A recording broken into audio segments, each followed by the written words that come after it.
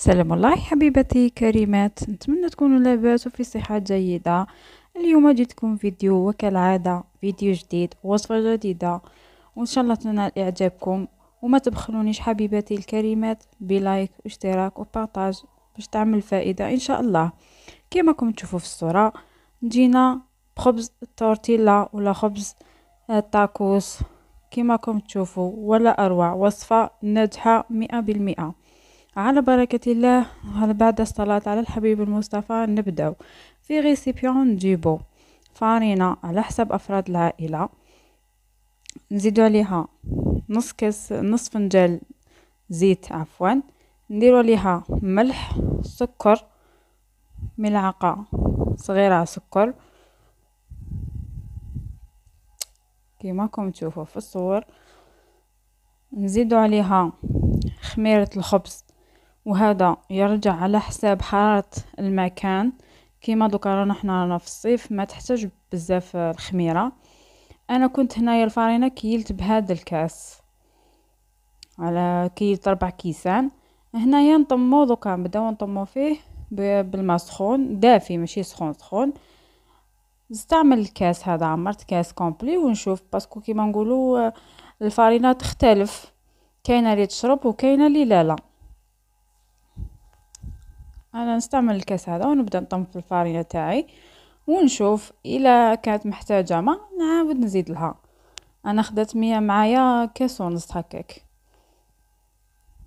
وبلا ما تعجني حبيبتي العجينه تاعك، طميها برك. وبلا ما ننساو اللي دخلوا جدد معنا في القناه، ان شاء الله كيما نقولوا تستفادوا بوصفاتي وتتعلموا وتديو افكار جديده ان شاء الله. ونشكركم بزاف بزاف على الدعم تاعكم واللمسات الجميله اللي راكم تخليوها في التعاليق. واللي عنده فكره هكا ولا هكا ماذا بيا يخليها لي في التعليق. كيما راكم تشوفوا البنات، بعد ما طميت العجينه تاعي شوفوا نتحصلوا على هذا القوام. جيت تلصق شويه باسكو كانت انا تاعي الفارينه تشرب الماء، درتها شويه تلصق، وانتي على حسب فارينتك. هنايا نديروهم بولات، نخليوها تخمر مرتين عفوا، ومن بعد نكسروها الخميره، ومن بعد المره الثالثه نديروها على شكل بولات ونغطيوها ونبداو نحلو بلابول الاولى اللي درناها على شكل قريصات صغار بهذا الشكل. انا يعني نكمل كامل البولات اللي عندي اللي درتهم ونحطهم اكوتي ونرجع لكم. هنا حبيباتي بعد ما كملت كامل نحل لي بول توعي هكا درتهم كامل، نغطيهم هكا باش تجي نسهل على روحي العمليه كي نبدا نطيب.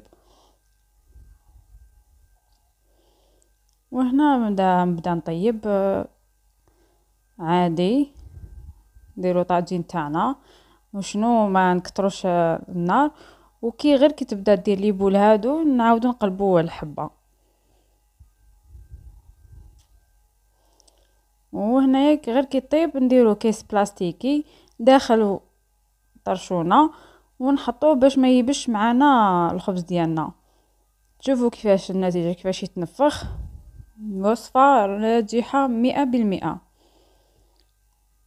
ما تنسوش حبيباتي انكم تدعموني بلي لايك واشتراك وبارطاج ان شاء الله، والتعاليق هكا شابين زوينين كيما نتوما. شوفوا النتيجه حبيباتي كيف تنفخت، يجيك الداخل فارغ.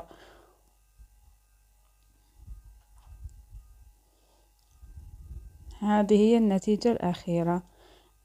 نتمنى أنكم الفيديو يعجبكم، وسلام إلى ملتقى إن شاء الله في فيديو آخر ووصفة جديدة.